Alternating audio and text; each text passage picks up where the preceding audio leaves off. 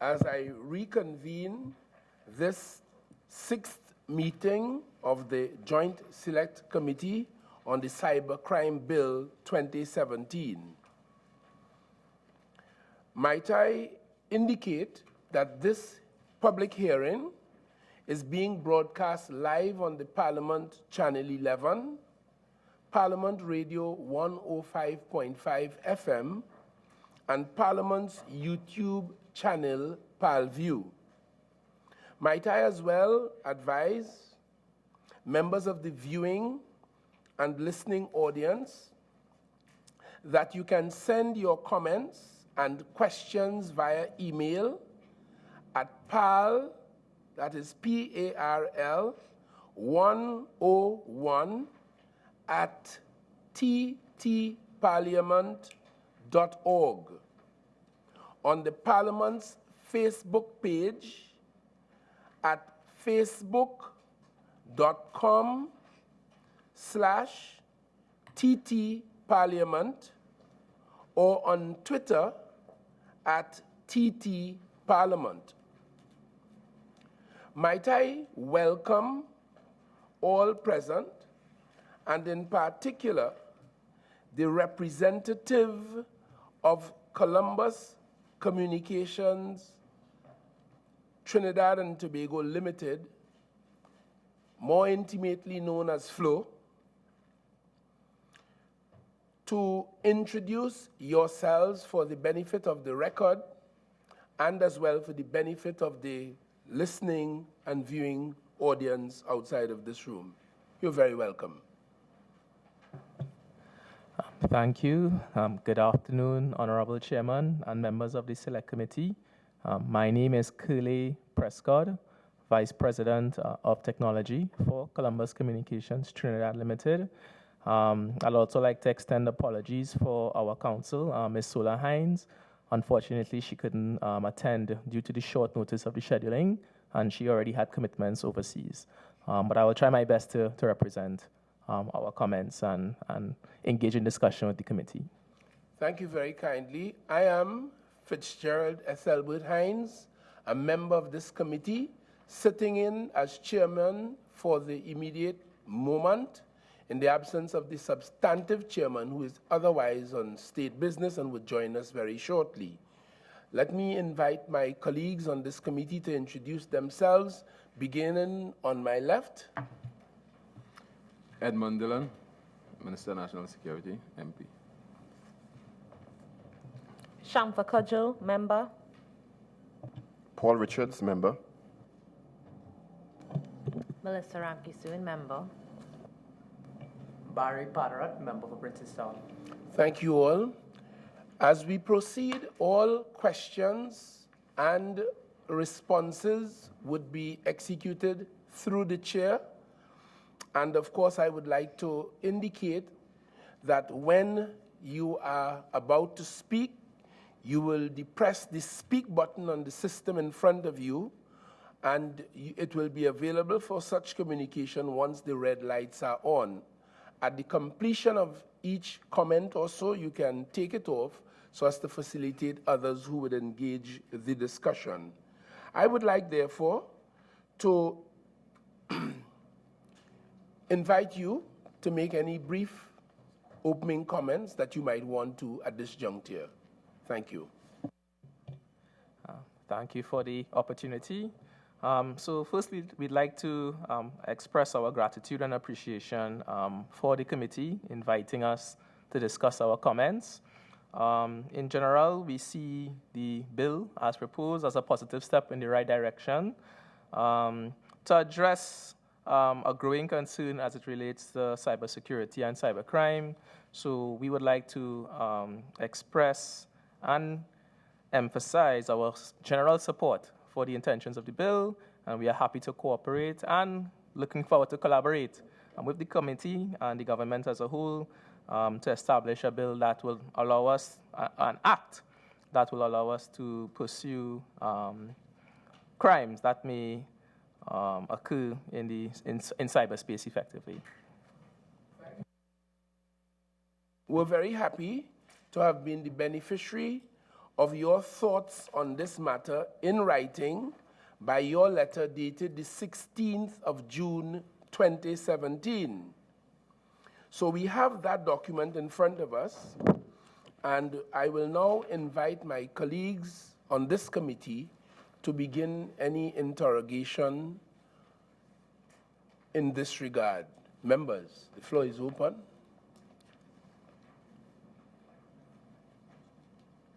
Senator Richard. Thank you, Chairman. Good afternoon again. Thank you for joining us, Mr. Prescott. One of your recommendations includes for the elimination, of doubt, the definition should be included in the bill for damage, for example. And I quote, damage means any impairment to a computer system or to the integrity or availability of computer data that causes an economic loss. B, modifies or impairs or potentially modifies or impairs the medical examination, diagnosis, treatment, or care of one or more persons, causes or threatens physical injury or death to a person. D, threatens public health or public safety. And E, causes or threatens physical damage to a computer. Just give us a sense of where your head is at that. It seems self-explanatory, but I don't want to misrepresent your thoughts in any way. Thank you. As you said, I mean, basically, we wanted to ensure that, you know, what is damage is elaborated on and clarified in the legislation so that we wouldn't reach a case where, when pursuing an instance or investigation where a cybercrime has occurred, you know, there would be little dispute as to whether damage was incurred as a result of, you know, data being acquired, stolen, modified, or what, you know, and activities along those lines. So really and truly, it was just to basically speak to the fact that damage doesn't only refer to maybe physical damage only or financial damage, but any such impact or effect that we've tried to capture in this definition, so that, you know, one cannot limit to say a cybercrime wasn't committed because damage wasn't occurred due to a financial or physical nature. Would you be resistant to include emotional or psychological? We would not. We would not.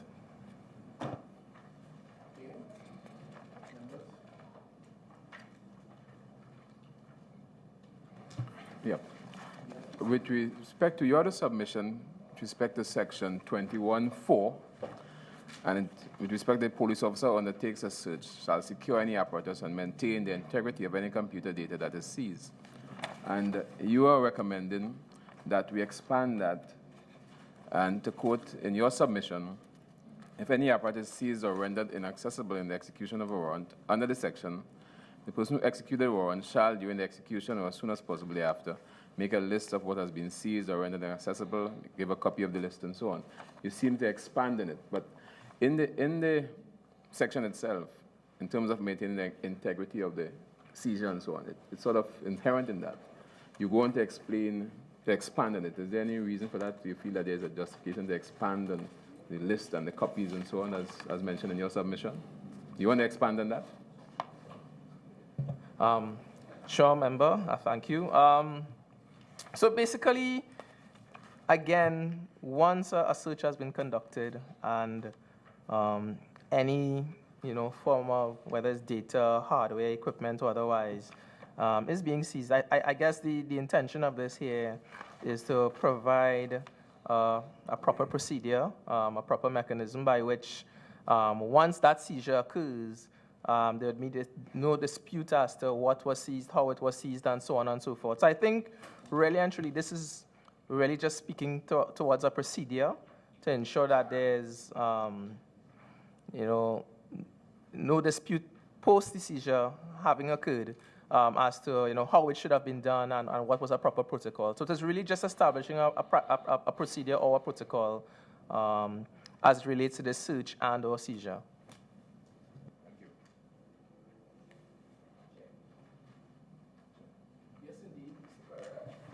Thank you, Chair. So with respect to your letter dated on the 16th of June, under Internet Service Providers, listed at number 6, there's an observation that the definition of access provider is incompatible with the regulations stated in the Telecommunications Act. Can you elaborate a bit with respect to what is your company's position with respect to this particular issue, seeing that the International Cyber Center has already given its international benchmark on this particular issue? Or do you believe that there are certain areas that we must look at in terms of addressing some of the issues that would arise locally, through your experience, of course? Thank you, member. So there's two sides to this particular comment and this particular provision. Part 4 is titled Internet Service Providers. And as I believe we all know, the typical industry jargon for an internet service provider is a company like ours and TSTT and Digicel and other providers that provide internet access services for internet access.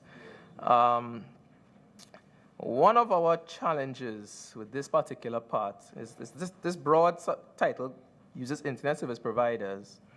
It goes into define a number of scenarios and I guess, segments of internet service providers that exist, from my reading of it.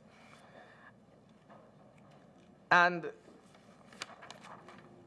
the challenge we have effectively is, every time it is a reference to the term internet service provider, we were seeking, needed clarity as to whether every reference to internet service provider could be interpreted to mean those providers, those bodies that provide internet access and internet services, because some of these requirements that I've imposed here go beyond what the typical internet service provider, and when I say the internet service provider, as what we commonly use today, refer to. So I made a general statement there. So let me be specific now. It goes on. There's a section, and we're moving a little ahead. But under 37.1, it talks about an internet service provider who enables access to information provided by another person by providing an electronic hyperlink shall not be liable, and it goes on to say when it will not be liable. When we read this particular clause, as an internet service provider, we, I use that term internet service provider loosely. So everyone refers to us, Columbus Communications, as an internet service provider. We as an internet service provider, not as per the definition of this legislation, but as a general term internet service provider, are unable to execute or perform or perform the actions that are being requested that are being requested of us in this particular section, right? So there, in general, when we saw this particular section under 37, it required us to sort of look at all of the definitions of all of these terms: access provider, hosting provider, and so on, in this whole part 4. So when we saw this first reference to access provider here, we looked at our legislation, the Telecommunications Act, the major legislation which governs our operations. That act and its subsidiary regulations also has a reference and a definition to access provider, which speaks to something different. It speaks to concessionaires providing access to each other's services and facilities and so on and so forth. So we thought that maybe this particular part, in order to provide clarity and certainty to all parties and their obligations under this particular part and this section, perhaps may need to be reviewed so that there is absolute clarity as to who constitutes an access provider under this section, under Section 34, what constitutes a hosting provider, what indeed is an internet service provider underneath this part. So we as Columbus Communications Trinidad Limited, who provides internet access services to our subscribers, when we look at Section 37, which tells us, okay, an internet service provider is required to remove or disable access to a hyperlink which provides information, when we look at this section, if there's a hyperlink, if there's a link to illegal information that was illegally stolen, captured, recovered, and so on, and we are asked to remove or disable access to that link, as the industry term internet service provider, we would not be able to just remove access or disable access to that specific link. We would actually need to disable access to the entire site that hosts that link. So for example of that would be if someone were to obtain information illegitimately and post it, and just use an example, a contemporary example, and make that link available on a Facebook page, and then they notify people, hey, go to this link and you can get this information. And that information is deemed to have been illegally obtained. If we, as the industry term internet service provider, were to receive an order to remove or disable access to that information, we can't just limit access to that link or to that Facebook page. We would be disabling access to all of Facebook, right? Which would be very disruptive, right? So in light of that scenario, we just wanted to perhaps have some dialogue and some discussion as to what really is an internet service provider under this part. Is it us who provide internet access or a number of other things? And likewise, when a term access provider is used in this particular section, we are hoping to have some dialogue as to, which providers would constitute as an access provider, especially as the definition for access provider here is different from the definition of an access provider under the Telecommunications Act and its subsidiary legislation, regulations. And sorry for the long answer.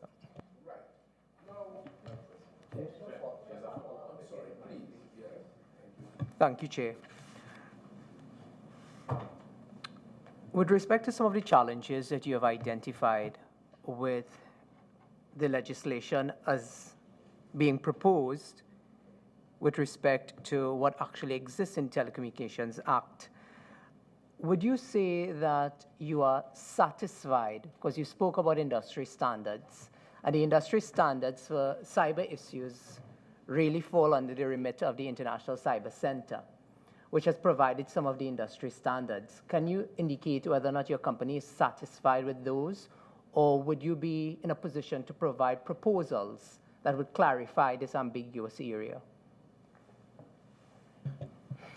In terms of whether we are satisfied with, with the international guidelines, I would say in general, yes. However, as we seek to transpose those international guidelines into our local legislature, obviously because our local legislature have specific provisions or has specific provisions which would be unique or would be specific to our particular environment, to our country.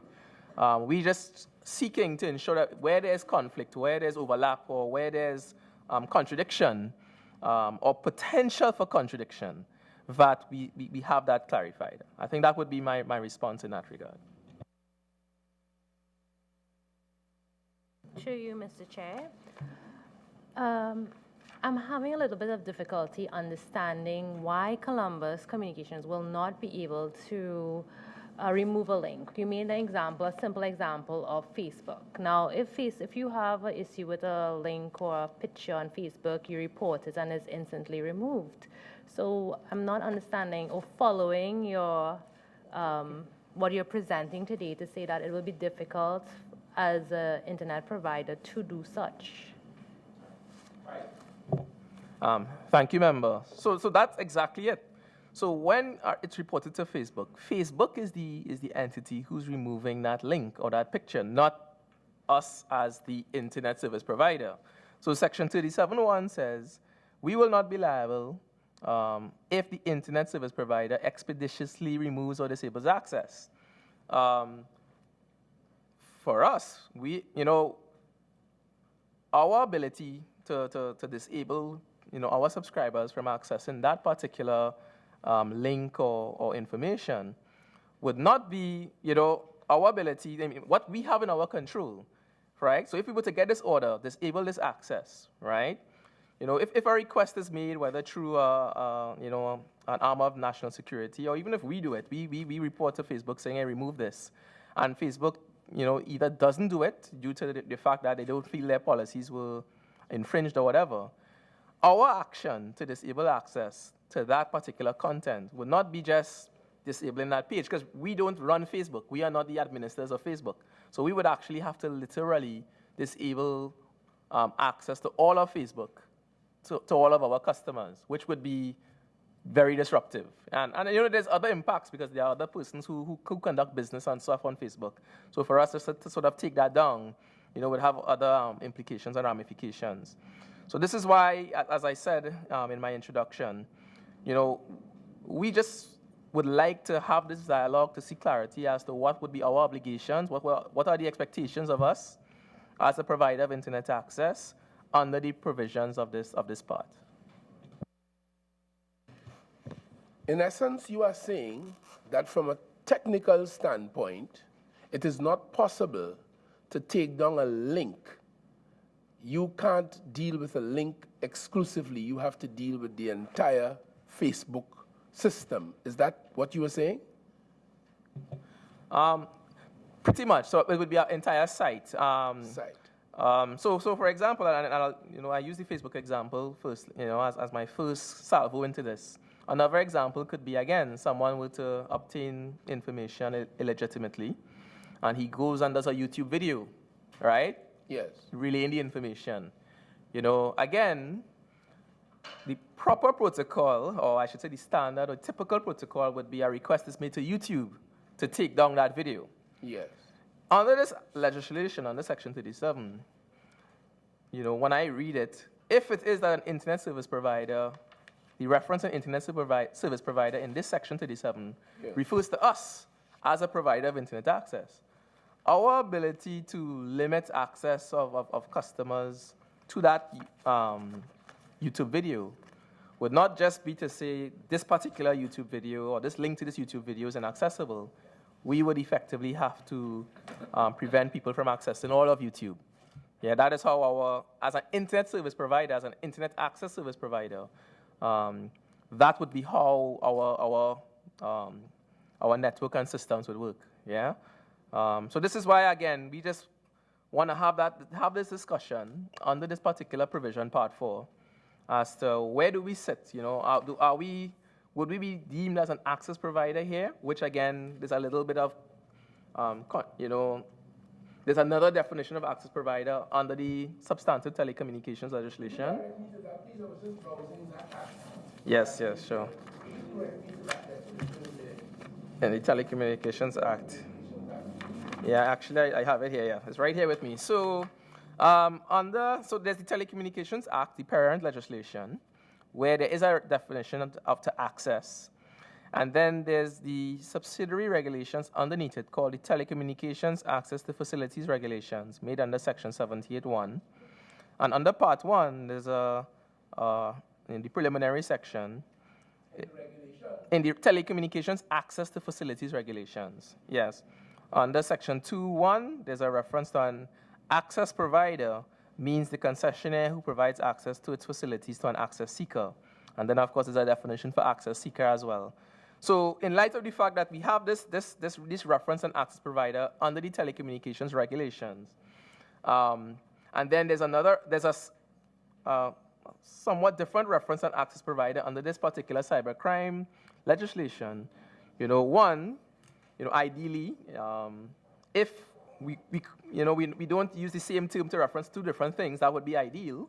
And secondly, even if we were to maintain the definitions as is, we wanted to see clarity as to, under Part 4, as a provider of internet access and internet services, where would we fall and what would be our obligations and expectations as a result?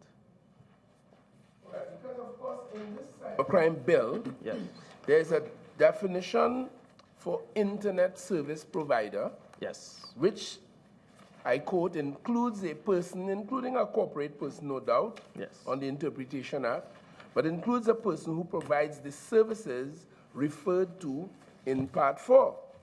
Now, Part 4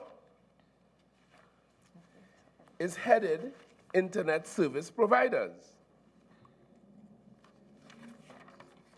And in Clause 34.1, it says, and this is largely for the viewers and listeners, for the purpose of this section, access provider means a person who provides a service to facilitate the transmission of computer data between two or more computer systems by transmitting information provided by or to a user of the service in a communication network, or provides access to a communication network. Now, in the regulations that you referred to, there's a definition of access provider, and it says access provider means the concessionaire who provides access to its facilities to an access seeker. I concede immediately that they are a bit different. I concede that they are different, and that is something we will take note of to address going forward. Now, in respect of Clause 37, I think it is. Yes, Clause 37. 1 says an internet service provider who enables the access to information provided by another person by providing an electronic hyperlink shall not be liable for information that is in contravention of this act if A, the internet service provider expeditiously removes or disables access to the information after receiving a lawful order from an appropriate authority to remove the link. That could be either the court or the Telecommunications Authority of Trinidad and Tobago. Once you receive a lawful order to remove it from a lawful authority, then you are required to do so. And you are saying that from a technical standpoint, it is not possible for you to do that. Is that your submission? Without disrupting an entire site. Yeah. If it is that the internet service provider that they're referring to is in reference to what we do as a provider of internet services, then yes, I am indeed saying that if we were to receive an order of this nature, right, because we don't administer Facebook site or Google site or whoever would be hosting that link, right? You know, only the administrators of those websites would be able to remove links or disable links.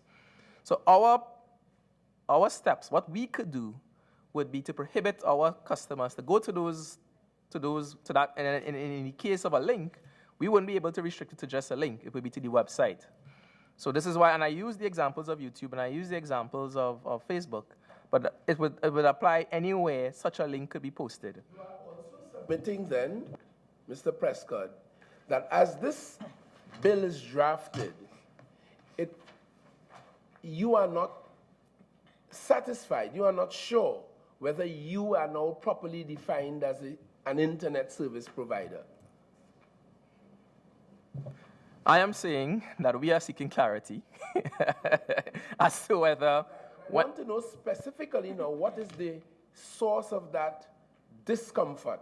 Tell us in particular what is causing that uncertainty that requires clarification so that we can address it. Right, fair enough. So as an internet service provider, our main service, our base service that we provide would be allowing our subscribers the ability to get wider access to the internet, right? As an internet service provider, we do not host websites. We do not, allow persons to develop. We don't maintain, the services that run on the internet. We just provide access to those services, right? Similar to even on the cable TV side. I mean, yes, we have a few channels now where we actually do the content, but 99% of the content we show in our cable TV business, we don't produce the content. We're just giving customers the ability to see the content that are produced by other persons, right? So this part 4, labeled internet service providers, it talks about the access provider, which could be interpreted to refer to what we do as our base service. Just allow access to the internet, and networks and so on and so forth, and so on and so forth. It then goes on and talks about a hosting provider under Section 35, which we don't necessarily do. We can do it as a business, as an optional business option, but we don't necessarily provide hosting services where we host people websites and so on and so forth. And I could say at this time we don't provide hosting services. It talks about a caching provider under Section 36. A caching provider having certain, again, will not be liable, and there are a number of obligations they have in order to not be liable. Again, we, as Columbus Communications, I guess while we may have the option to cache, as a provider of internet access, we don't necessarily provide caching services. Let me ask you at this point. Yes. In 35 sub 3, in clause 35 subclause 3, yeah? For the purpose of this section, hosting provider means a person who provides a service to facilitate the transmission of computer data between two or more computer systems by storing information provided by the user of his service. The question I would like to ask Mr. Prescott is, in that definition, are you, Flo, a hosting provider? I would say, in general, no, because we don't host, we don't store, I want to use the word, we don't store the data that people access over the internet. We are really just a conduit, we are just the pipe. We are not the producer or the storage, or the storage where the information is stored. So based upon this definition of a hosting provider, I would say in general, we do not host the information that people access via the internet. So for example, again, if somebody were to, obtain information illegally and they want to host it somewhere, we do not have a facility by which that information could be stored or hosted. And therefore you are saying that in this part 4, since hosting provider as well as access provider, which you concede that you are, I believe the definition is consistent with what we do, yes. Good. Access so provider, you are yes. saying in substance that in part 4, it speaks of internet service provider in the generality, and you consider yourself specifically an access provider, not for an example, a hosting provider. Am I correct? And therefore the liabilities or the provisions for the hosting provider ought not to apply to you. That is correct. All right, I take your point. Members, anything further? Yes, Mr. Padarat? Mr. Prescott, just for our information, can you give us an idea with respect to the percentage of the pie that Flow provides in terms of the number of subscribers you have?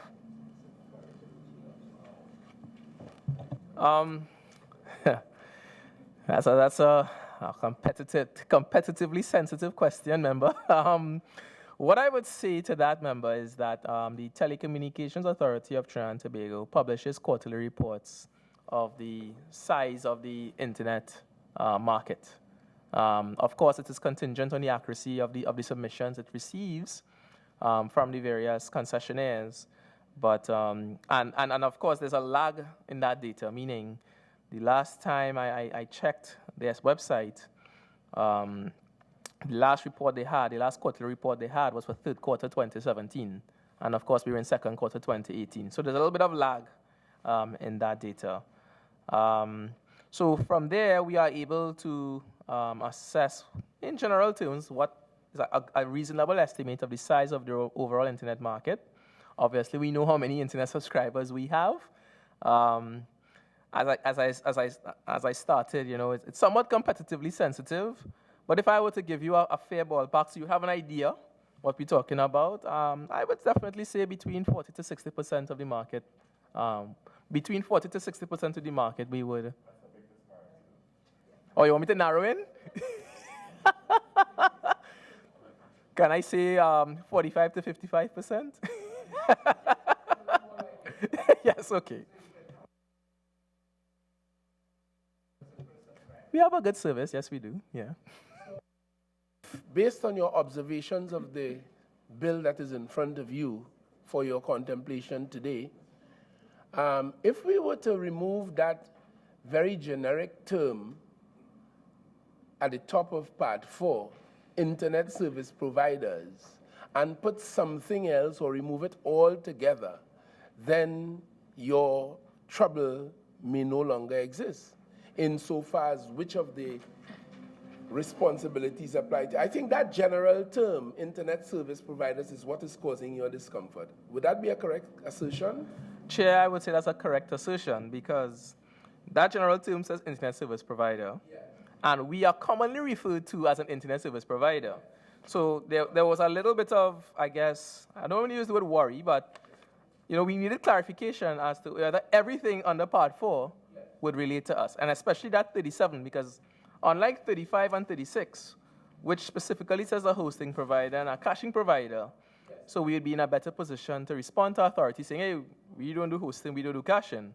37 goes back to the general term Internet Service Provider. So then there might be a little bit of a, I guess, a query or a standoff where an authority may be saying, well, you're an Internet Service Provider, do this.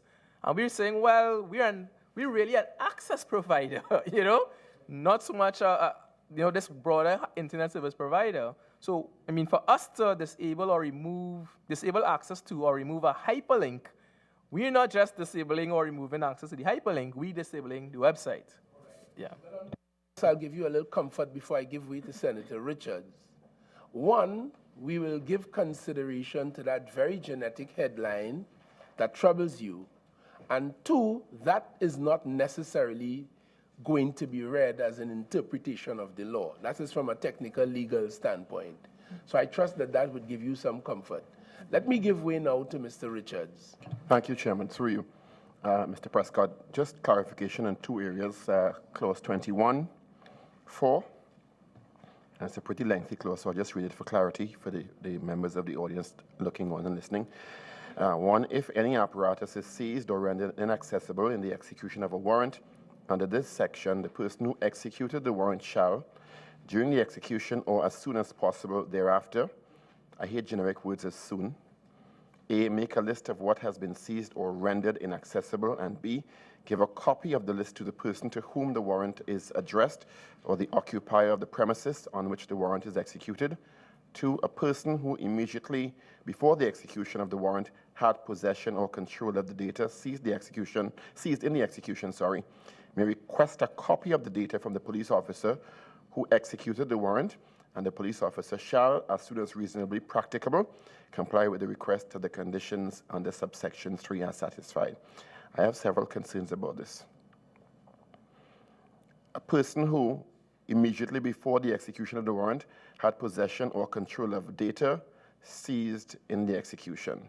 So you want that on the list. How is the officer to know who had possession or control of the data in that area, given the fact that multiple persons may or may not have had access to the data? Or do you want a list of all possible persons? I believe, and I'm subject to correction, that we are really referring to the person from whom the data was seized. So all we're saying is the person from whom the data was seized, ensure that a copy is provided back to the person. And also, well, that might also be troublesome. And the person who executed the warrant and the police officer shall, as soon as reasonably practicable, comply with the request if the conditions under subsection 3 are satisfied, providing a copy.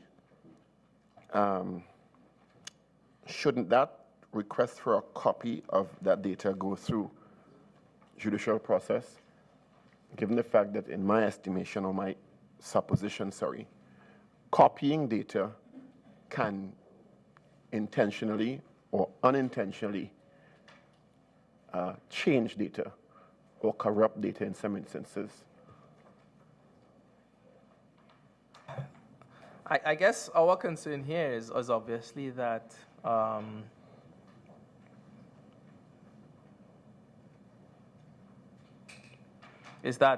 at the end of the day, the person would have had the data prior to the data being seized, right? Mm-hmm. Now, obviously, we did give caveats as to when a copy would not be provided. So we didn't just say in all instances a copy would be provided. So if the copy would constitute the commission, or constitute or facilitate the commission of a criminal offense, obviously a copy wouldn't be provided. So we do have those caveats there, and if it is those caveats need to be expanded, we are happy to have that dialogue. But I think the other side to it is, at the end of the day, the person did have the data prior to it being seized. So what we're saying is, if it is that the guy is not doing anything of a criminal intent, then he should. But we don't know that yet, do we?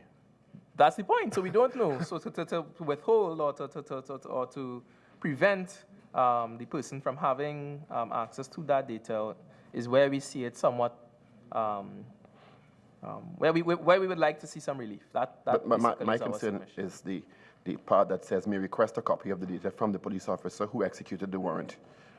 And the police officer shall, as soon as reasonably practicable, comply with the request if the conditions under subsection 3 are satisfied. And that is where my trouble lies, because that may expose either the officer or the person to further liability without the intervention of the judicial officer at that point.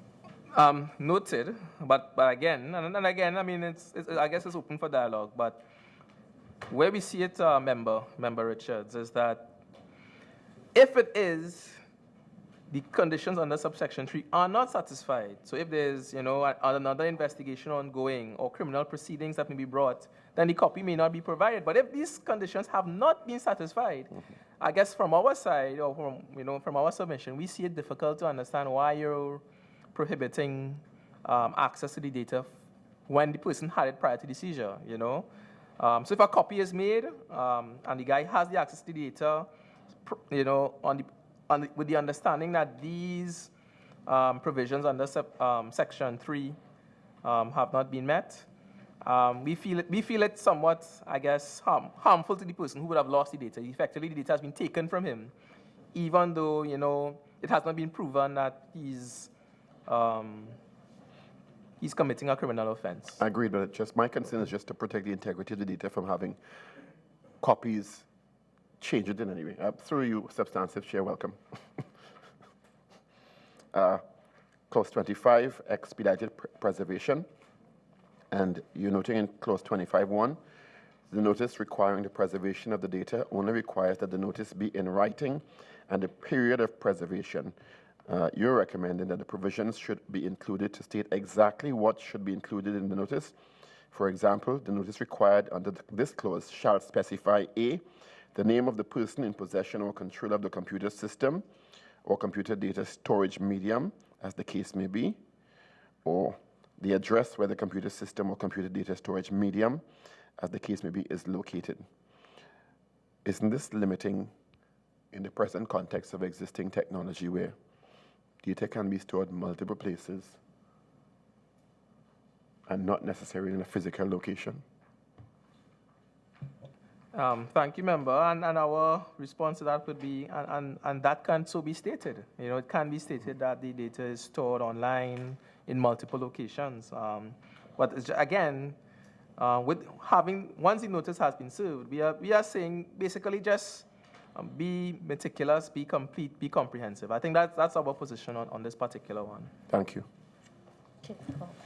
Good afternoon to our representative. I wish to apologize for not being able to be here when we first started, and I wish to thank Mr. Hines for assisting me by chairing the meeting in my absence. I am the chairman of the committee, Faris Arawi, and I thank you for your submission. We're in the course of members contributing as to your written submission. I know Senator Ramkisoon wishes to make an intervention at this point, please. Thank you, Mr. Chair, and welcome. Mr. Prescott, I have 2 questions for you. And just to go back to the internet service providers, I want to direct you to clause 33. I know you spoke about 37, and 33 does give you room where you do not need to monitor information or store information. So as Mr. Hines was very convinced to remove it, I just want you to be directed to clause 33 that can give you some comfort in your fears coming out of being an internet service provider. But what I do want to ask you about is your submission with damages that Senator Richards asked about earlier. And when I read the bill, and clause 29, which says where damages caused, or even look at clause 3, I believe, clause 7, which says a person who intentionally or without law, excuse, or justification aid damages computer data or damages computer data deterioration. I'm not seeing how your definition you have submitted would play a role in this act. So firstly, I'm not seeing how it plays in a role for illegal data interference in clause 7 or even in clause 29, because now you're limiting what can be defined as a damage, because here in clause 29, for order of payment of additional fine, where damage is caused as a result of offense under this act, and there's many offenses. So I see it as a limitation now you're putting in. So if you are of a different opinion, I welcome it. Thank you for your contribution, member. As I said, I think the intention here was not to limit by any means. It was really just to expand what constitutes a damage. That, that one would not argue that a damage was restricted to only data being deleted or changed or modified or so on, but that there are other things that constitute, damage caused. But I take your feedback. I'll be happy to review that with our legal counsel and provide a subsequent response based upon your belief, your feeling, or your response. Thank you. Jim? Thank you and welcome, Chair. Mr. Prescott, when we look at, again, the letter dated 16 June 2017, listed under item 3, it says, Flow notes that the bill did not consider a person who intentionally incites or aids the commission of a cybercrime offense. Flow therefore recommends that a section be included as follows. It then goes on to say a person who intentionally incites, attempts, aids, or abets the commission of any offense under any of sections 5 to 19, the substantive offense, or conspires with another person to commit the substantive offense, commits an offense and shall be liable to the same penalty as applies to the substantive offense and to be proceeded against and punished accordingly. When we raised the issue earlier about definitions, again, you were able to, at that time, put forward a particular recommendation. And in light of this recommendation that is being submitted here under item 3, there's not a lot of case law in this particular area, and I really wanted to have a sense from you as a provider who's in the industry, what would have prompted really this particular recommendation. Seeing that in this entire cyber world area, it is very difficult to pigeonhole those who aid and abet. So I'm not sure whether or not I was wondering, it was particularly drafted this way, or whether or not it was coming from a particular area based on experiences with your company.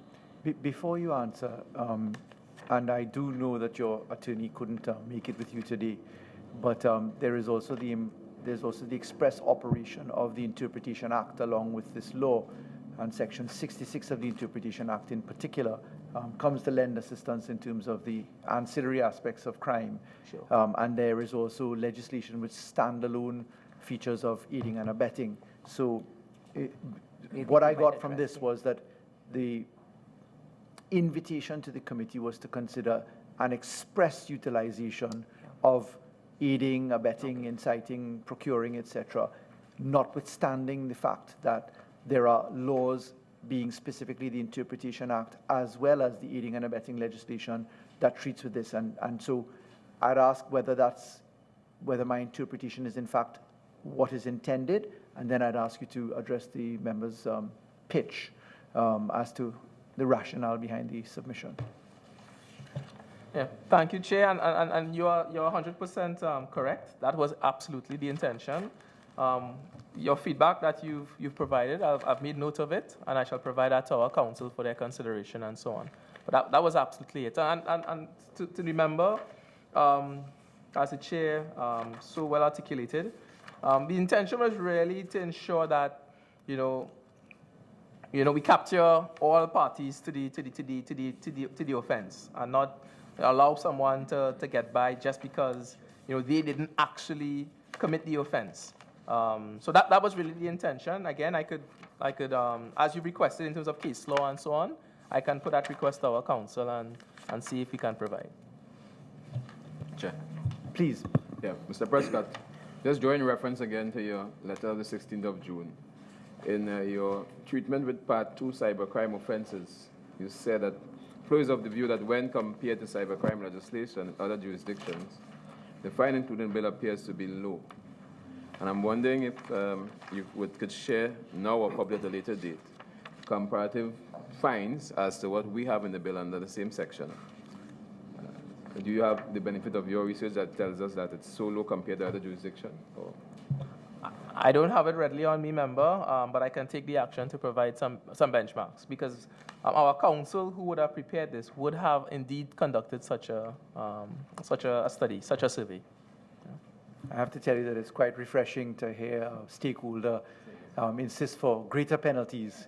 It shows a very different perspective across the spectrum that we've had so far in some of the submissions made. So I thank you for that rather unique approach that Flo has taken to this issue. Member? Just one. It's a strange request, but I know the substantive chair came in late, and I know the substantive chair has postgrad training. In terms of you adding to, with the representative here, to our discussion earlier on the legal ramifications of access provider as opposed to access service provider. Yes. So and while you're here, if you could add your perspective on that, so that Mr. Prescott can possibly have that interaction with you. I'd confine myself to this submission here because I think that our views can be discussed in the committee when we go through the final haul. So if I may be allowed to discuss that when we get to our in-camera purposes so that we don't detain Mr. Prescott much further. Certainly. Are there any other questions from members of the committee? Mr. Prescott, do you have any questions for us beyond those which you've posed in your submission, which I must compliment Flo for? It was a very useful and rather unique submission coming from a provider such as yourselves. Thank you, Chair. I mean, just in summary, and it's something that we did discuss, prior to your arrival.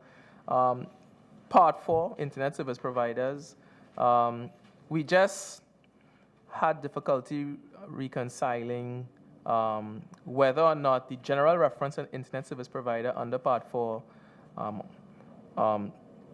directly addressed us, because as per industry jargon, we are considered an Internet Service Provider in general. So anyone refers to those providers who provide Internet service, we are considered an Internet Service Provider.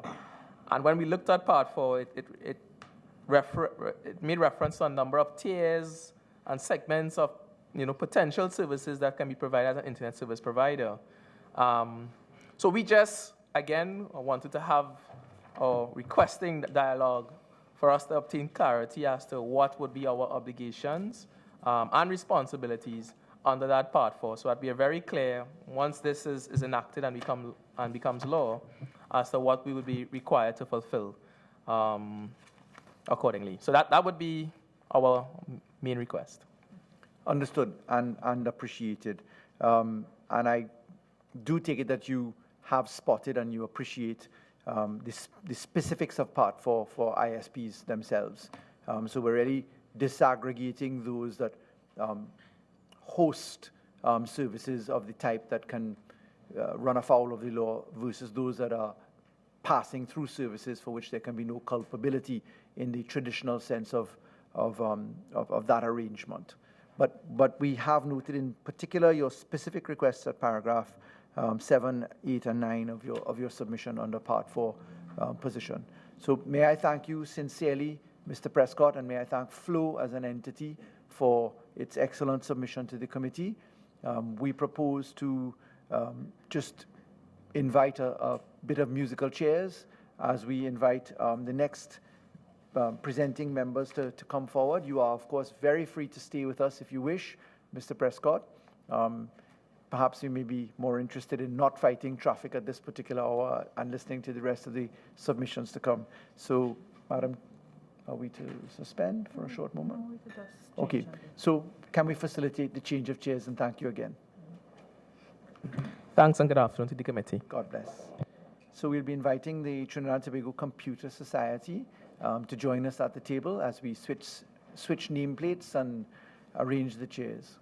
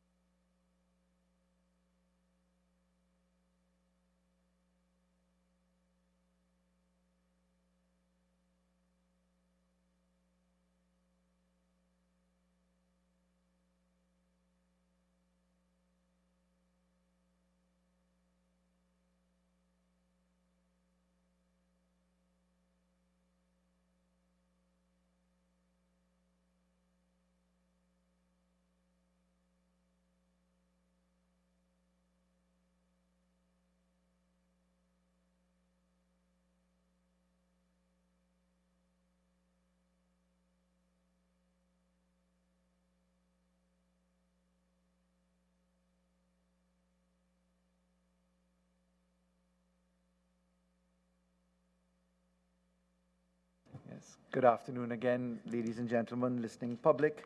As we come from the Parliament floor, I'm afraid to say live, but we are live. Never know if you're being recorded for rebroadcast.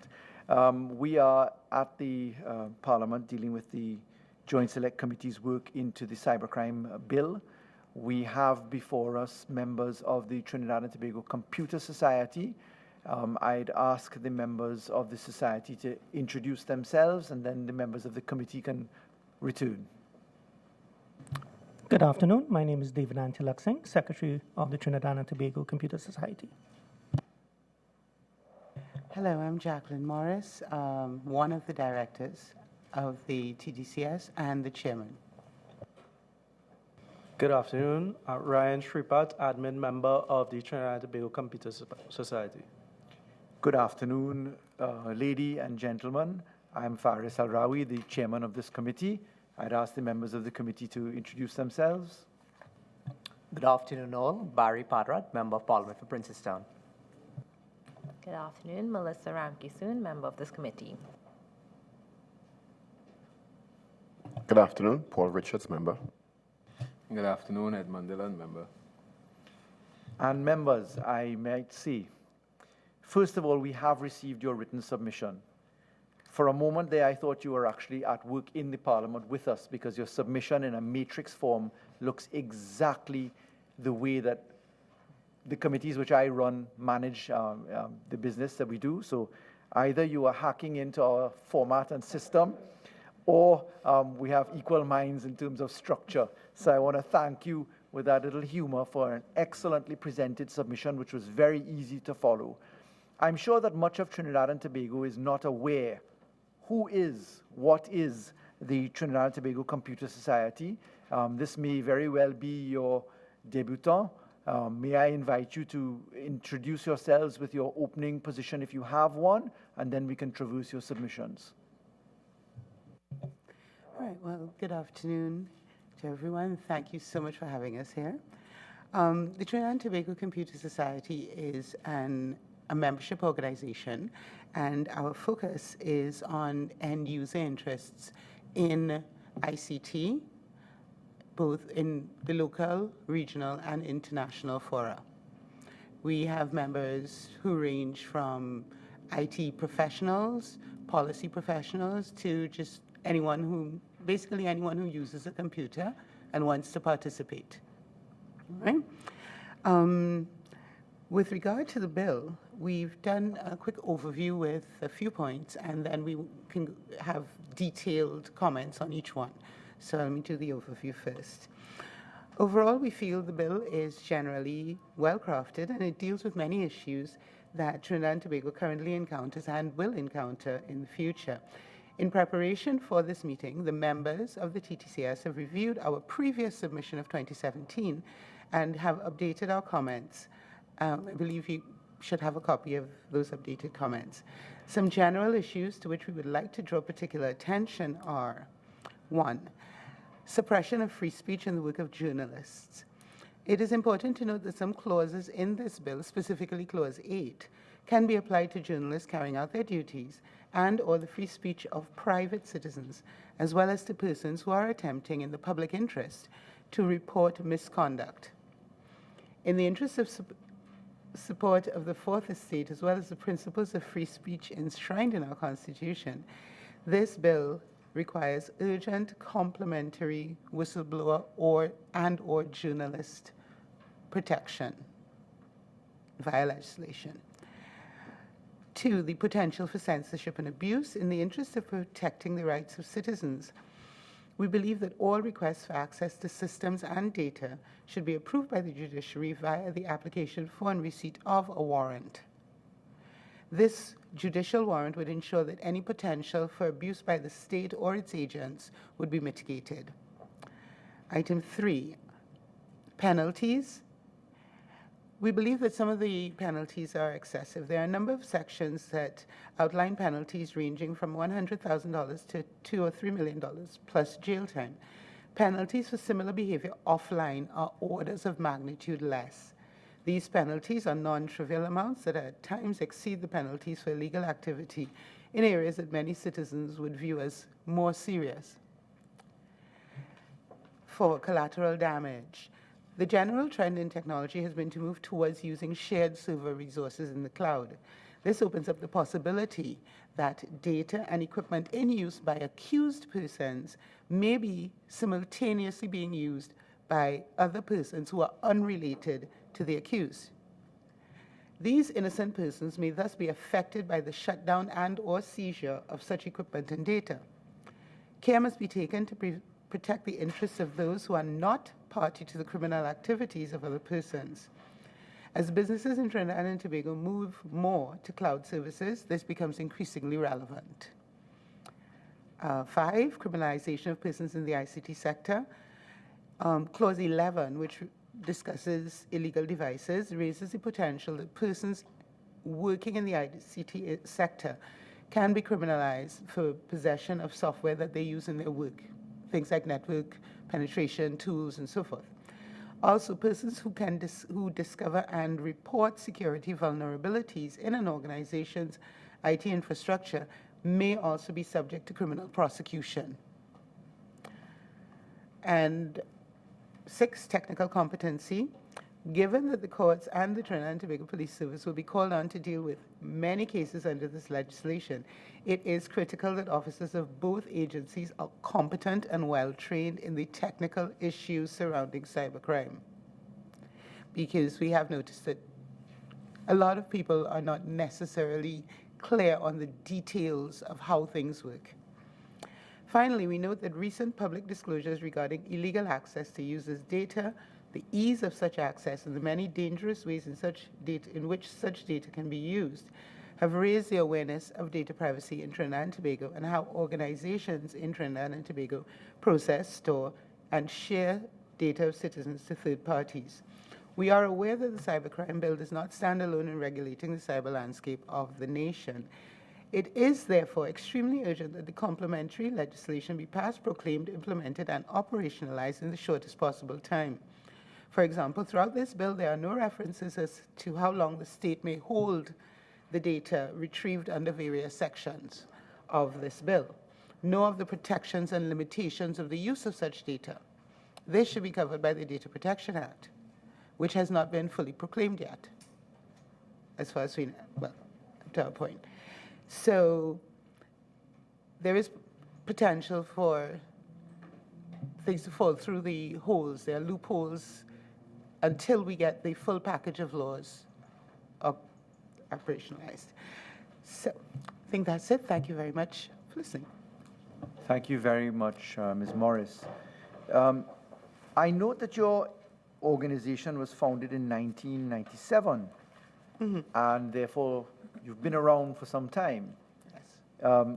May I ask if your submissions were you assisted in your submissions by legal reflection per se? We have some members of the legal profession in the organization as members, and some of them have participated in the comment section, the comment process that we went through. But no, we didn't actually have a lawyer check it over before we sent it. Okay, thank you very much. And then I wish to,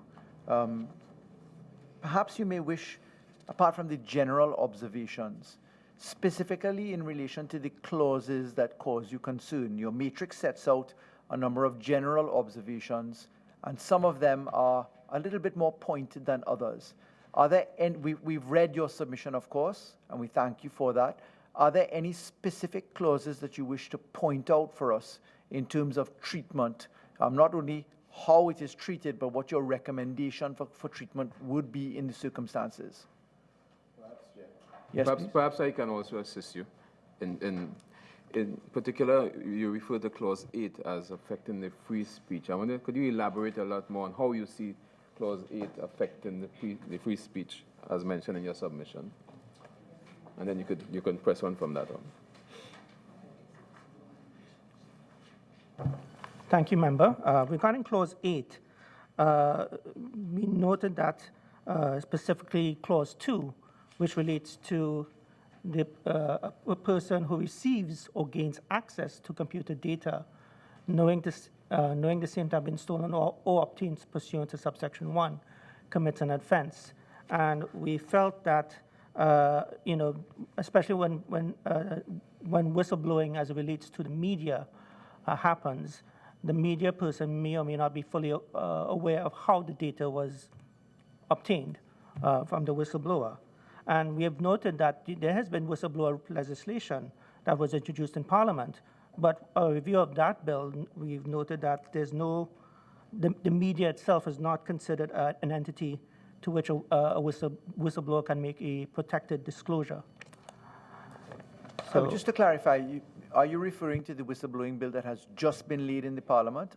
That is correct. I see. And you're expressing a view that the media should be specifically referenced. May I ask you what you consider the media to be? What is the media? Thank you. Well,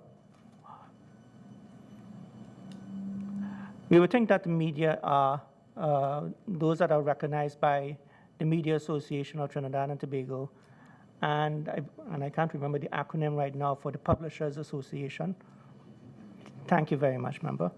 As a first step in defining who the media is. Would your contemplations of what the media includes go as far as anyone who says I'm publishing an article, an online lone wolfer, if I could put it that way, who says that I am writing to inform a blogger?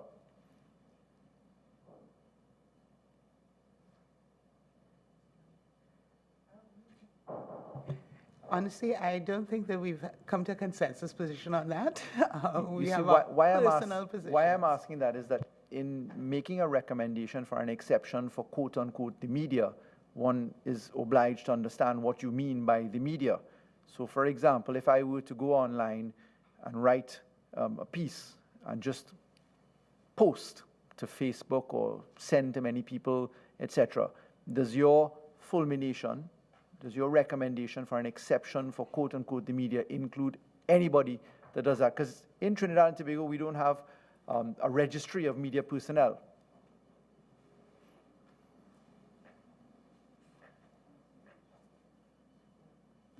Thank you, member. I think the general thinking by members was that it will be the general media and not just any anonymous. It would be, I think when the discussion occurred at the meeting, people were thinking the mainstream media and not the alternate media, if you can call them that. Right. Now, I'm asking you these questions before I open up the floor because your submission about rights, and in particular the media and that fourth estate, which you very properly referred to as one of the sanctions and support of our democracy.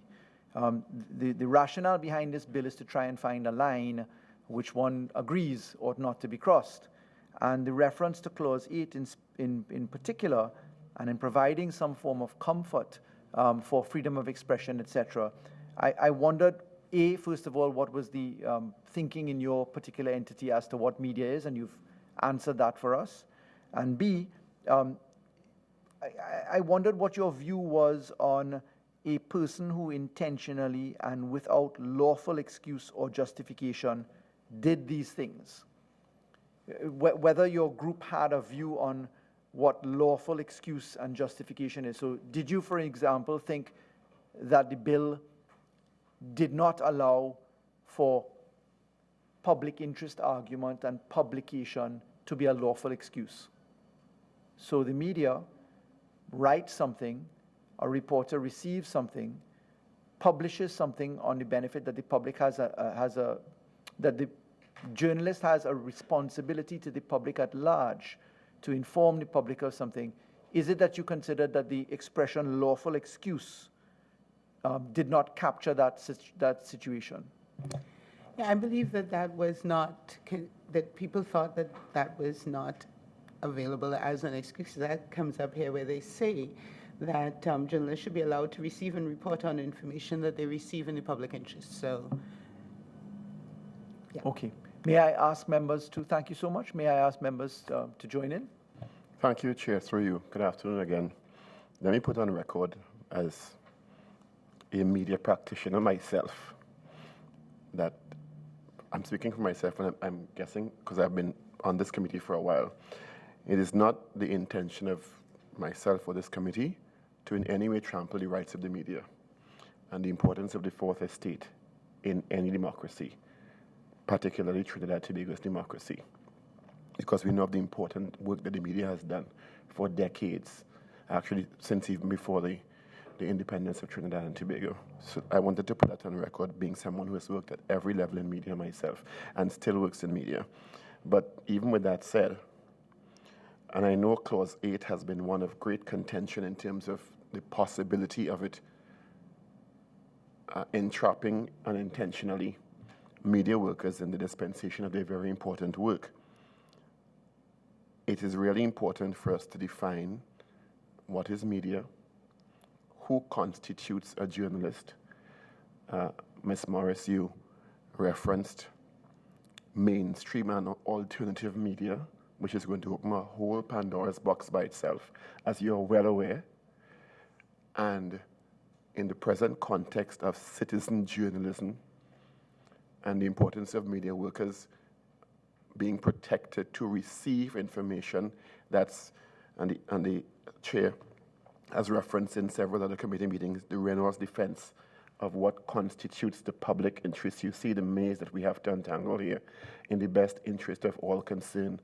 But also, while we're protecting the rights of media workers to do their extremely important and indispensable work, the rights of citizens, and that balancing act must be successful.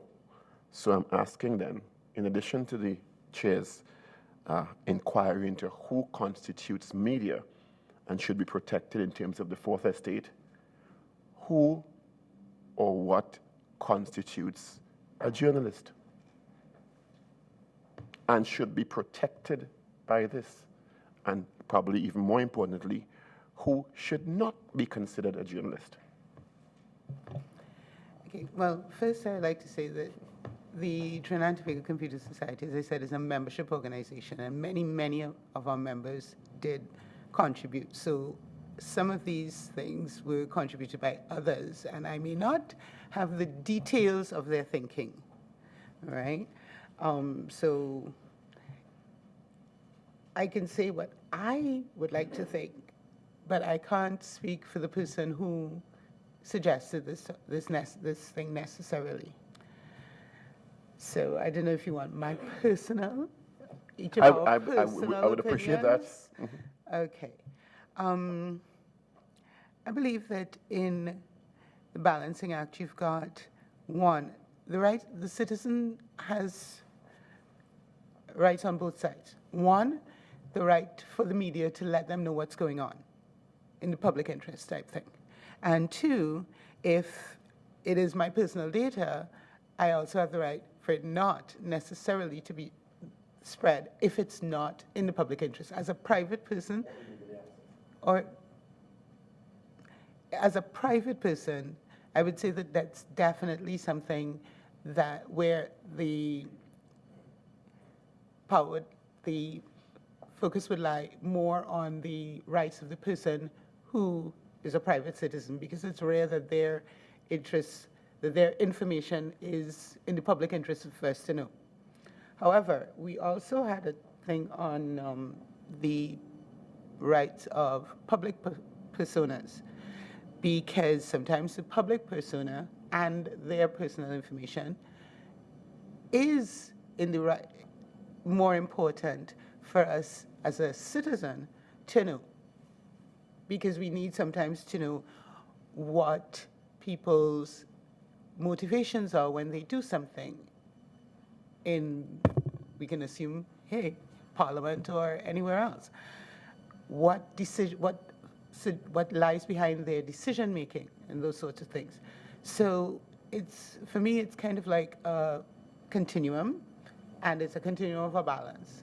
So I can't say definitively, but I know that the two things definitely need to balance, and I would like the balance for private persons to be more on the side of keeping their data safe, and for public persons a little bit less so, and a little bit more on the side of have the public's right to know. Just one comment before I move to allow my colleagues. I will let you know that we've had interactions with MAT, the Media Association of Trinidad and Tobago, and the Trinidad and Tobago Publishers and Broadcasters Association, and in our interactions with them, in the same room, we heard 3 or 4 different definitions of journalists. And if we are to exempt, as suggested by many, we have to come to some sort of consensus on what that entails. Thank you very much. Members? Sure. Could I throw one in between? Yeah, sure. This bill has a very interesting feature of emotional distress. It is squarely intended to target the concept of cyberbullying, which is a very large issue internationally and locally, as we've seen that phenomenon. You come with a very interesting framework. You are, after all, a very uniquely named society, Trinidad and Tobago Computer Society. Did you have any specific views on the emotional harm aspect and the cyberbullying aspect? Are your views that this is something which is worthwhile? Should it be treated in the fashion that the bill suggests? What are your views from your society's perspective?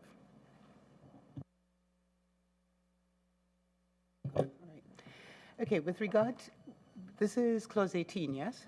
With regard to that, our membership was split along 2 lines.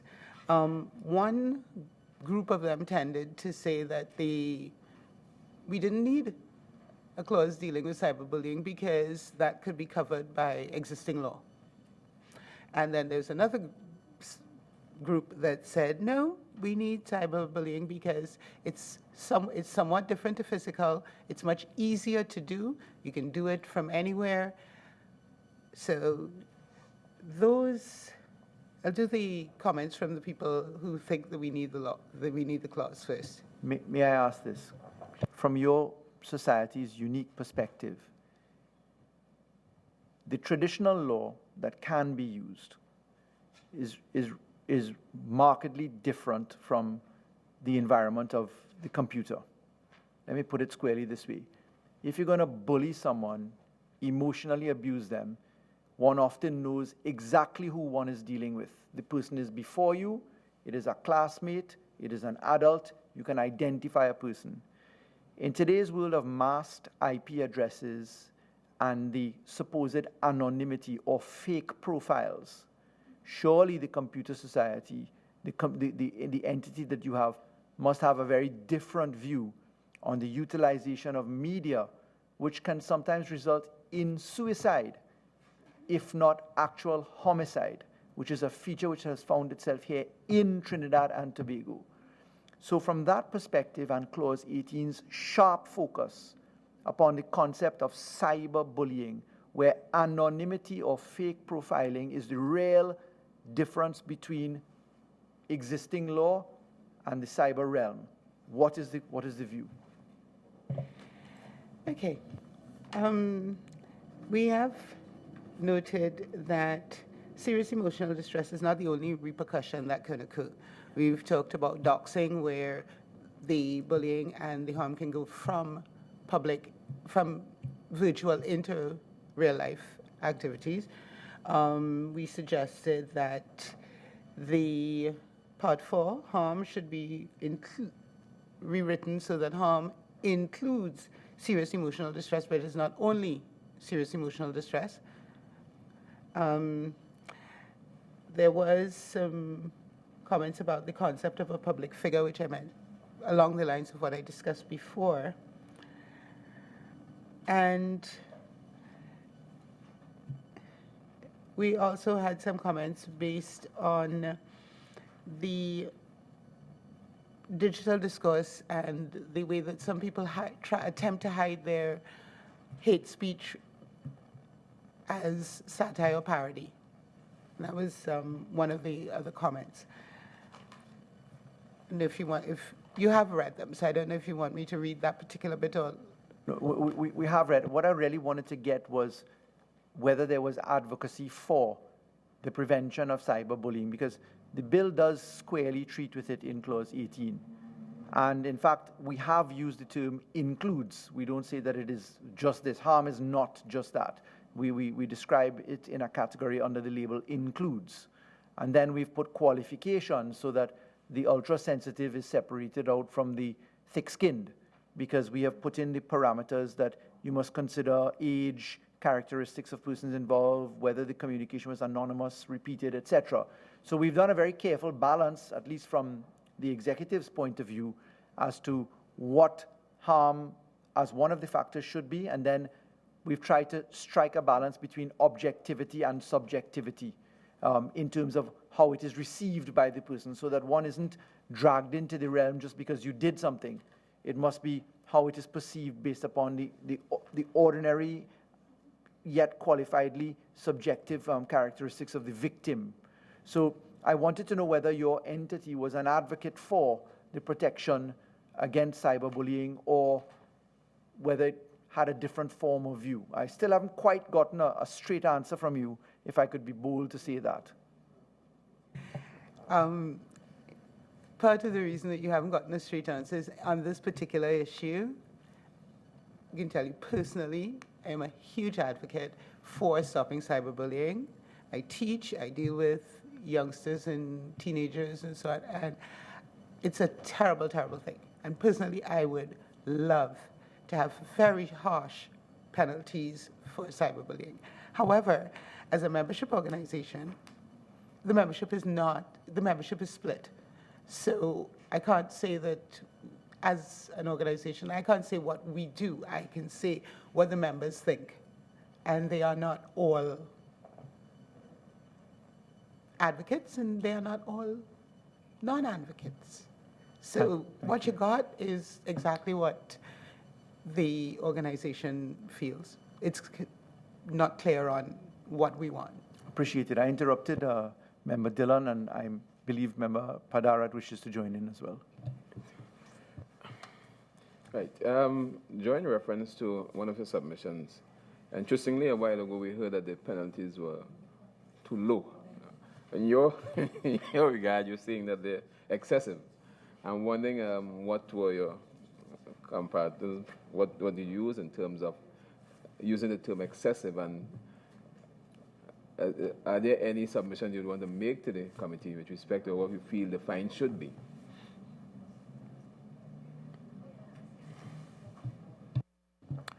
Thank you, Member. So in looking at some of these clauses and looking at the penalties, one of our observations, and when we stated it in our response in Clause 5, was that, why, we looked at somebody like who does drunk driving, right? And the fines, when it was mentioned in 2015, was fines will range from $12,000 to $22,000 TT. And yet we see here illegal access to a computer system, and which, you see summary conviction up to a fine of $300,000 and imprisonment for 3 years. So and it was that was the thing, that was what struck us first of all. If I could jump in there, I just wish from a legislative perspective and a legal perspective to just point out that the conjunctive use, imprisonment, and fine is really or, and is or. What this constitutes in law, it's a statement of what is referred to as the maximum. A court that considers this in its discretion can do anything under this. It can be a fine, starting at that maximum amount, or all the way down to nothing. It can be a term of imprisonment all the way up at that maximum amount, or all the way down to nothing, and it can be both. So legislatively, it isn't that you get both of these things automatically every time. It is a range of discretion. And I wish to point out further, the law in relation to sentencing is a very technical area. If one at court on the first opportunity says, I'm guilty, or asks the court for a maximum sentence indication under the Goodyear principle, for example, you get a discount on matters. So you get 1/3 off immediately, or you get time off for incarceration already. So you may find that something is stated at 25 years, but when you work it out in terms of judicial sentencing, it might be nothing, or it may have been time served already, or it might be discounted features. So I just wanted, out of caution, to let you know that this is a legal interpretation of the law and not just a literal interpretation. That's why I had asked whether you were assisted by an attorney in your submissions. Sorry to interrupt. No, not at all, member, and point taken. And so the other part would be regarding, and this came up again in clause 18, we talk about cyberbullying, but how does it relate to the penalties that are available for real life bullying? And we were looking through the existing legislation, and we just noted as one example, like the Summary Offences Act, Chapter 11, Section 49, and which states that a person making insulting or annoying violent language and so forth, but is just liable to a fine of $200 and imprisonment for 30 days. And without this legislation in place, one could probably see that potential cyberbullying be treated under the Summary of Offences Act. So it was noting the wide disparity, and initially we were saying it was excessive, but we come to kind of understand what you have said, and that that potentially, well, not potentially, I would say doing things online is much easier to do than face to face, and therefore we understood there is a need for probably higher penalties, but why such a wide disparity was the question in our minds. I wish to just put an answer out immediately to that. It was to set a ceiling limit from which the judiciary can decide what it wishes to do.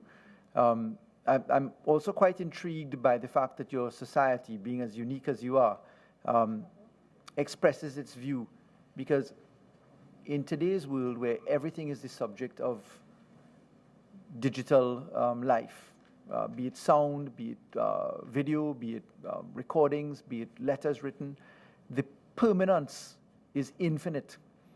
And therefore, the room for mistake or abuse falls into that factor, especially when you look at our very young people who may not quite understand the ramifications of filming a video of children involved in a school fight or other things that are so common in our particular society now.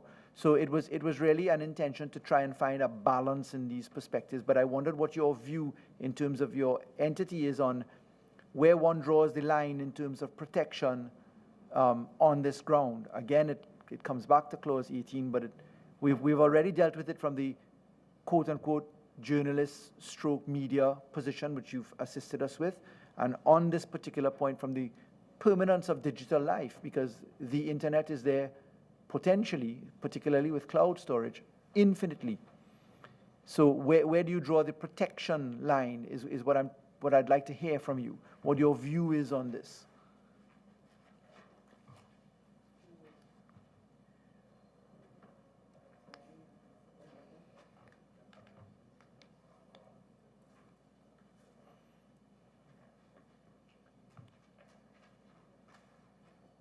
Let me put it in also this context.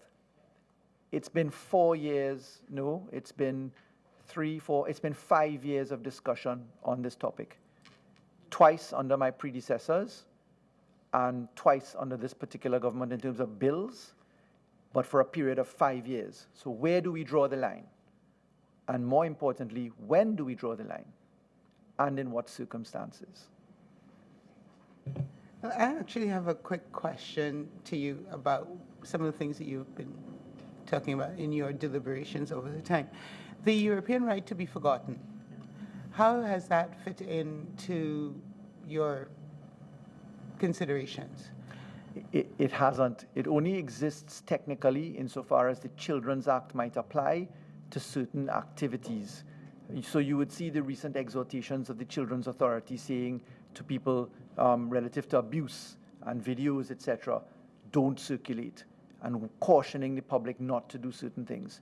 So that very interesting right to be forgotten is something which I think is alien to Trinidad and Tobago in its current context. Well, part of the reason I brought that up is because the European General Data Protection regulations are coming into effect next week. Yep. Next week.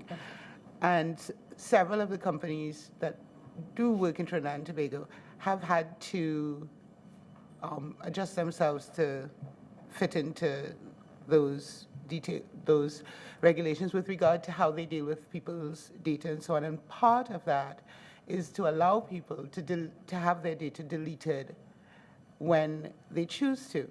So I wasn't sure if that direction was something that we would be interested in going in, because I like that one, actually. We thank you for that submission. We'll take a very careful note of it. It is indeed very novel and very interesting to this committee.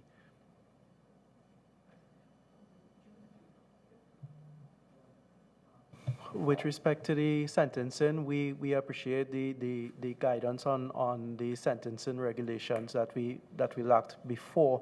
But part of the reason we were concerned about the seemingly high sentencing was that it may have a chilling effect on software developers and other computer professionals during the furtherance of their work. Notwithstanding the... Could you identify that mischief a little bit better? In what way do you think that software developers would be stymied as a result of the legislation?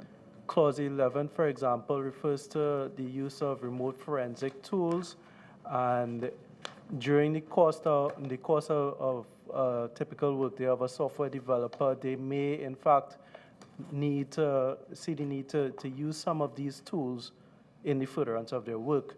And a seemingly excessively high sentencing, albeit subject to judicial interpretation, may have a chilling effect on a software developer.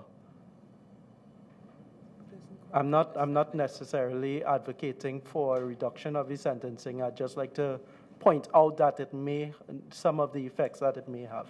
Do you think that is balanced by a shrink wrap license, for instance?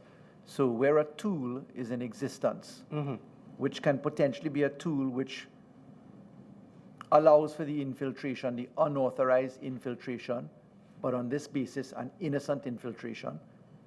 I take it that's the example you're talking about? No. Because is it that you're saying a software developer that has a forensic tool could find himself in trouble? But in the context of this law, we're talking about a tool which is used for a breach of the law, which is the unauthorized access.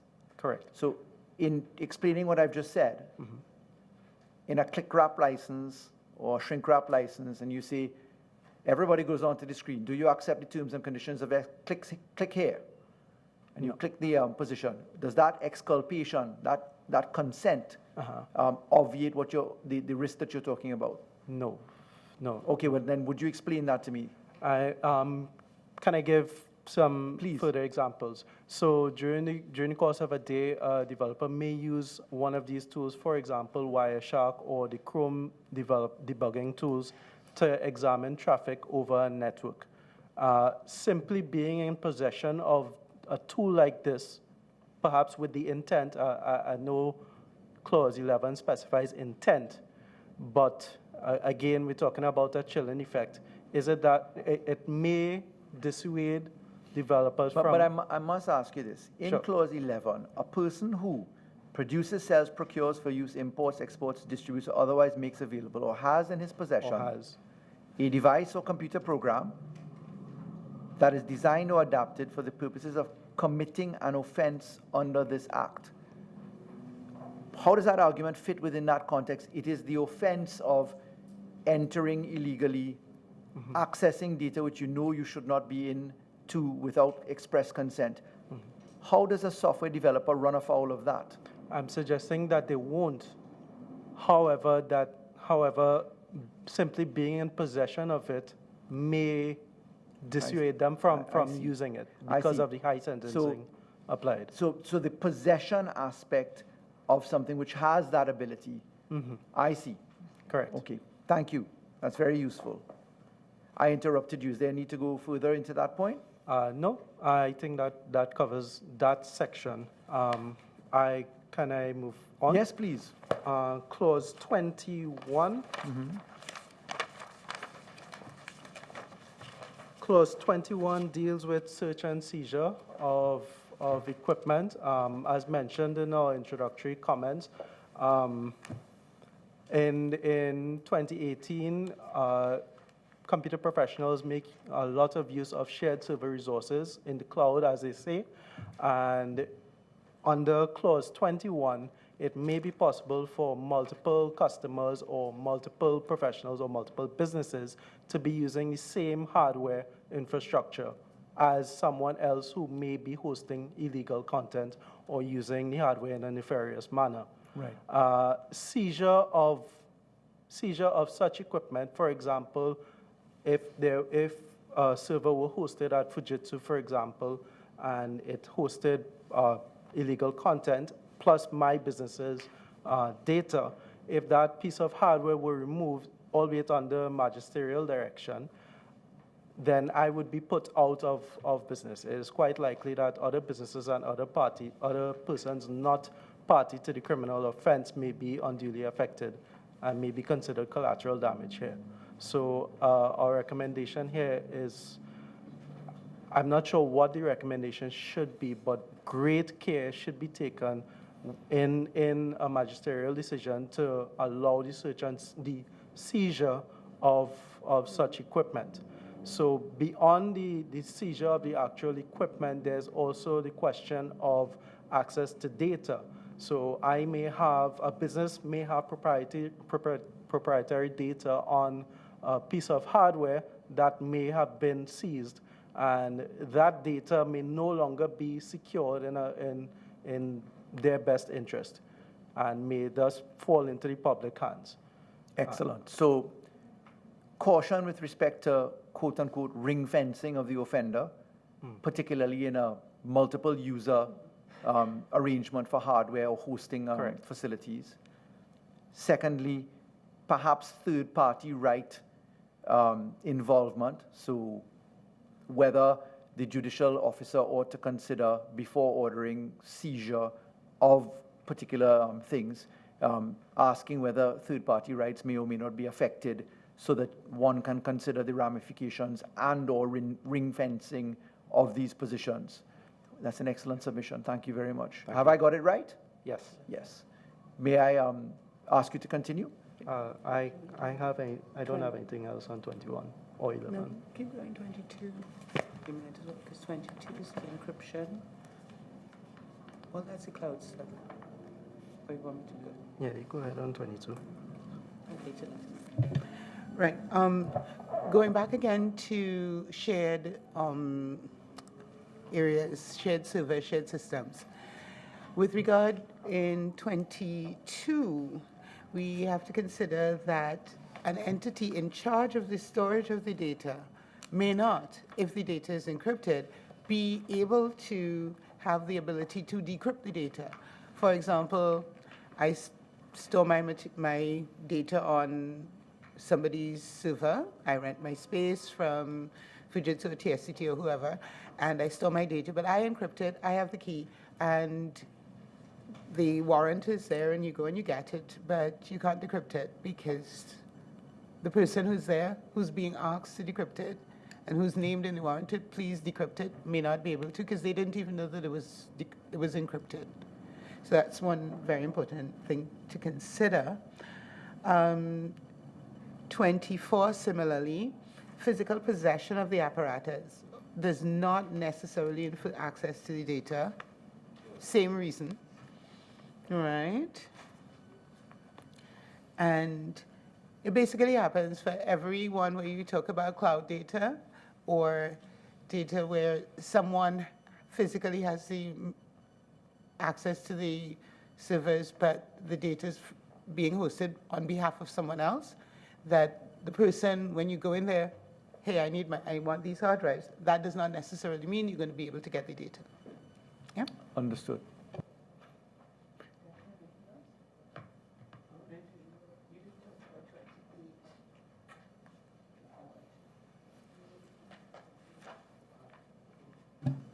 So regarding the remote forensic tools in 28, one of our observations was that the clause appears to contradict the Interception of Communications Act 2010, and we were thinking that perhaps this clause may need to be adjusted in light of that act, because the Interception of Communications Act does speak to a lot to what this clause is asking for. So that was our one key note there. Let's see. If I may go on, regarding, I know there was some discussion regarding under hyperlink providers and so forth, and our position has been that blocking is problematic to implement, and we made reference to a white paper that was put out by the Internet Society on content blocking, because it doesn't really remove the content from the internet. It just you're just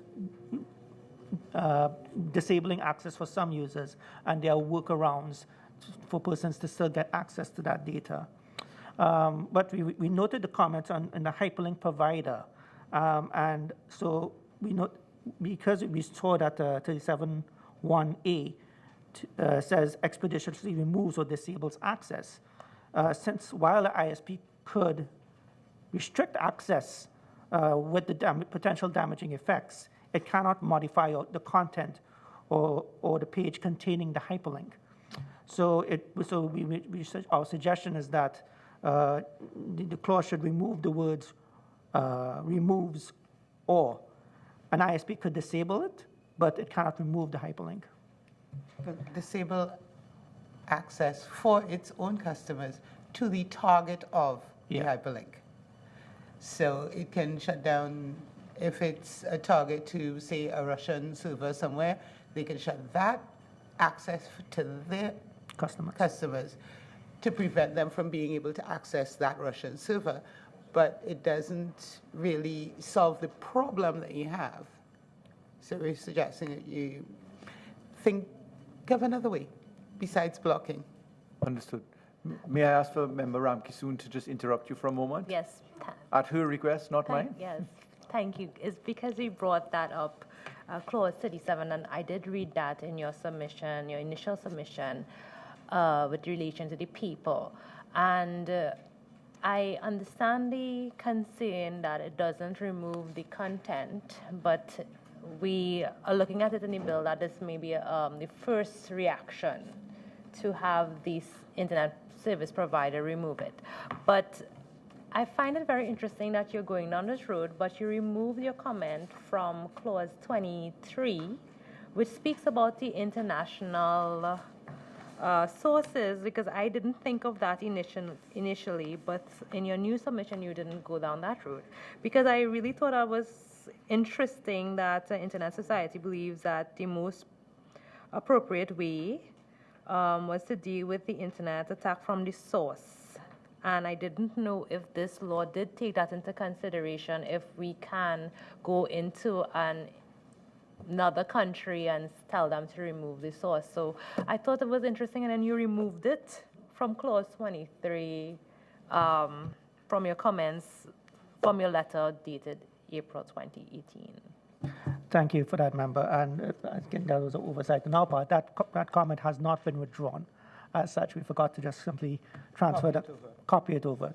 So that comment, that our observations from June 2017 still stands as it relates to Clause 23. And after hearing the submission submitted this morning by Mr. Prescott, how do you respond now? Because they're saying that internet service providers cannot remove information or sources or hyperlinks. How does the Trinidad and Tobago Computer Society now think that this should be handled? Thank you. Thanks for that. And generally, we agree in that the ISP cannot remove the hyperlink. It could disable it for its customers' access to the hyperlink, but To the target of the hyperlink. it can disable access to the target of the hyperlink. But as we mentioned in the clause, that the blocking is problematic to implement. So, But where would you draw the line then? You see, where you have external hosting or multiple hosts which are beyond your jurisdiction, where do you draw? Yes, we all agree going to source is the best way. But how do you go to source on the web, where your web has a jurisdictional boundary, and then you're confined to mutual legal assistance, or some territories that just wouldn't even talk to you at all? I mean, China has a very interesting arrangement for its own platform operation. There is a limitation in external communication versus internal communication, etc. That's just an example of a society that has a certain level of blocking in terms of territory management. Where would you draw this line? If you are recommending that we think of something else, that your international publications say, well, go for source, but the source might be Kanakawa in Canada, where it's hosted on an Indian reservation for internet gaming, which is part of how these things operate. What is your recommendation on that? It's a little difficult, but the idea of starting with the source who creates it is definitely the best one. And if, as your main way of doing things, your main process, if it doesn't work, then we can go to other more difficult. So in making law practical, so law must always speak, meaning that it is not only invented today for today, but it's invented forever. The law must continue to speak. But law, in the need for law to be precise and practical within the democracy of Trinidad and Tobago, the proportionality of the law, what is your recommendation? You see, we're asking you a few hard questions because anyone can sit down and point out all of the ills of what we should or shouldn't do in any one society. Yes, let's have complete freedom of journalism, and we'll leave it to people's good understanding of morality and respect to confine points. Yes, children shouldn't bully each other, or there shouldn't be sexual predators that groom, etc. But these things happen. So what is your specific law-speaking clear point on how to implement a solution to a problem which you yourself have identified? Where do you draw the line?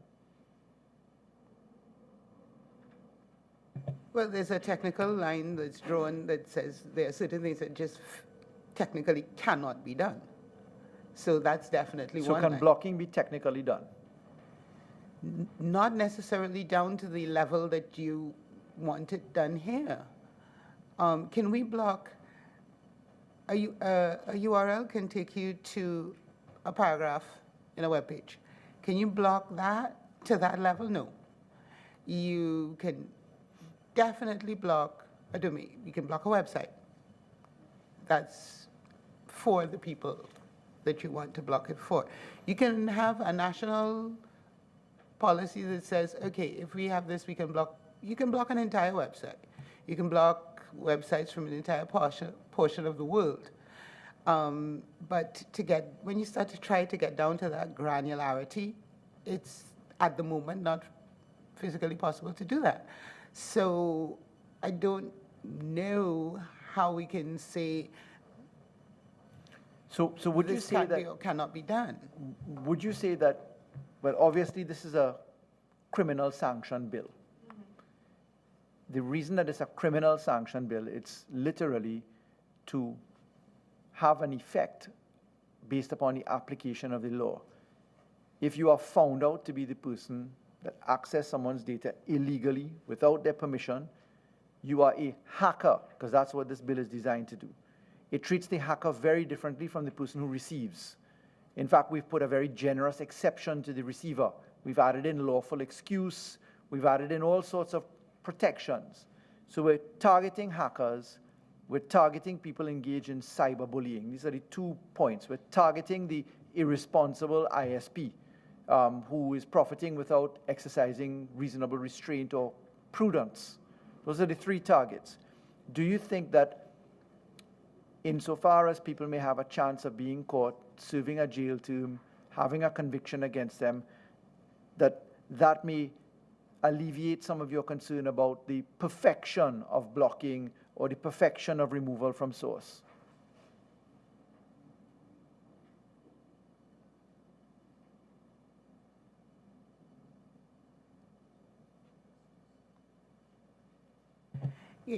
I don't think that we necessarily have an issue with, we would think the blocking is difficult to do technically, and it's a technical problem that we have with it. It's not, I don't think, is it, a philosophical issue we have. But we think that it does, just, you put it in the law, and it will not work. And if it doesn't work, then why is it there? I think you mean it's not guaranteed to work, as opposed to will not. To the levels that some of these things are like the hyperlink, it's not going to work. It just isn't going to work to the level of blocking access to the target of a hyperlink if it is as small as, and it can be, a paragraph or a line of text. And it just wouldn't work. With regard to, I mean, there are many, we can start thinking about technical solutions to it, but every time you've got a technical solution, people will find a way around that technical solution. So I find it difficult to say that we should put technical solutions in law. Do you see what I mean? I think it's easier to figure out ways to get proof and information, and it's easy to get, far easier to get the proof, and go to court and get them found guilty and put them in jail. But the idea of preventing access to something once the lid is off, it's extremely difficult. Because even if you go to the original poster and get that person who has that content down, the content has already spread. And I don't see any way of putting genies back in bottles right now, technically. Well, welcome to the philosophy of law. Murder is met with the penalty of death in this country. Does that mean that nobody murders? It's one of the very difficult jurisprudential battles that legislators have, but we respectfully can't throw our hands up in the air and not do anything about it. That's what this 5-year exercise has been so far. And I really want to thank you, if I may, for taking some of these hard questions, because it's only when you sit down to wordsmith the law that you understand the complexities of legislative enterprise. Member Padarat, I had interrupted you in a submission I think you wanted to make. You eventually addressed it, Chair. Thank you very much. May I ask if there are any further points that you wish us to focus upon? Your submissions have been very, very useful. I'd like to let you know.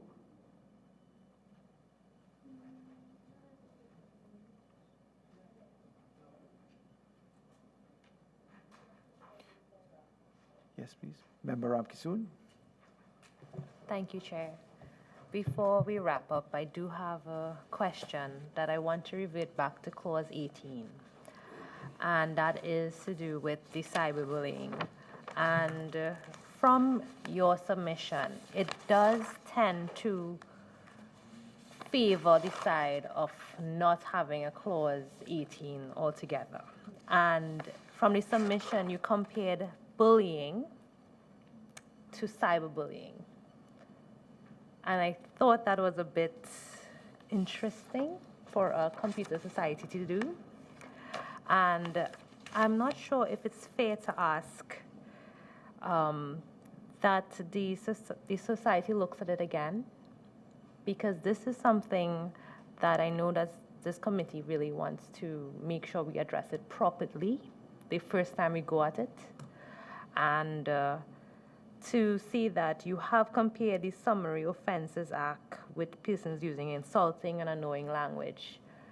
I hear you when you know who it is, but when you don't know who the face is, it's difficult. And to have that comparison in the submission, I thought it interesting. So I'm not sure if you all would like the opportunity to relook at this particular Clause 18 and see what is your stance as it addresses something that we in Trinidad and Tobago hasn't faced loss of life yet We Well- have faced loss of life on cyberbullying. And so, okay, we Several have. instances of it. And we don't want to just take it, because if I look at it from today. I'm sorry, Melissa, if I could interrupt. And Yeah. we've not only faced loss of life, we've faced loss of young life as a result of Yes. it. Cyberbullying normally attacks younger people more than, but it can affect any age. But because from your submission, it does lean to the side that is not needed, and cyberbullying should not be defined. And well, from my interpretation of reading your submission, so I don't know if you want the opportunity to leave it as is, or would like to revisit it. For the sake of clarity, the chair, the honorable chair, pointed out the difference between real-life bullying and cyberbullying, and the main difference there being the anonymity. Is that the only difference that we should be looking at, that we should consider? No, in the round, because you have a rather unique perspective. I mean, I have to tell you, some of your deliberations here today and your focus has been, I've used the term useful. It's more than useful. Some of the points from a technical perspective are extremely useful. So you being this entity, and I have to tell you, until I saw your submission, I didn't know you as an entity. And I've practiced in intellectual property for many years. I hadn't had the benefit of interacting with your society before. So I was very pleased to see your submissions and the clarity of your submissions. I take Member Ramkissoon's request to be whether, in light of your background and your expertise, whether you wanted to have another look at Clause 18, because the perspective that we got here could lead us into an interpretation that could be a little bit unfortunate. And we think that maybe we would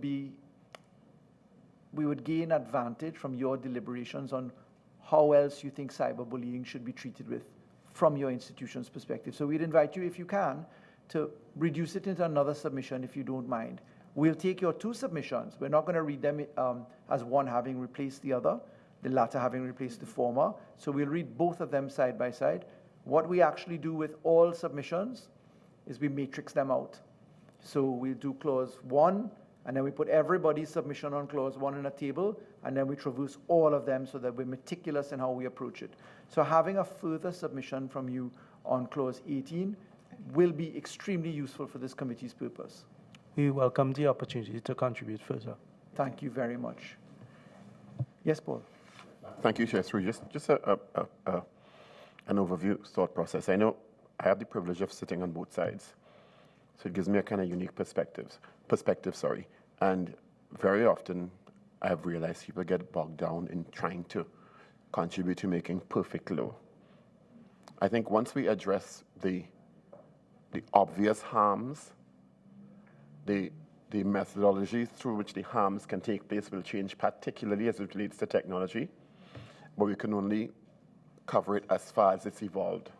And we know, without a doubt, in 6 months to a year and a half, those methodologies will change again. But I think once, with contributions like yours, which have been very useful, once we understand the harms that we're trying to prevent, which is essentially, and we don't infringe on people's rights, I think we will continue to be able to protect people physically, emotionally, and psychologically, and also protect people's rights in a comprehensive way. So I thank you for your contributions. It's been very insightful. Thank you, Chair. Just as an observation, I found that some of the language that Ms. Morris used was very strong language in describing some of the unfortunate events that would have occurred with respect to the issue of cyberbullying. And I took note of, particularly when you spoke about satire and parody. And it really is a gray area in terms of the work that we are doing in this committee. And what I found particularly interesting was that there seems to be a disparity in terms of your own membership's thoughts on these particular issues. And I would really like and hope that in your additional submissions that you would make, if you would try to get some clarity and come to a common consensus on this particular issue. Because what I've noticed is that there's an increase interestingly enough, in Trinidad and Tobago's media with respect to the use of satire and parody. And you went as far as to talk about hate speech. And I'll tell you this, as a member of this committee, I've actually experienced this with mainstream media myself. So, I mean, I would really like to get your perspective on this. I mean, the chair really gave us the human interest element and the effect that it can have.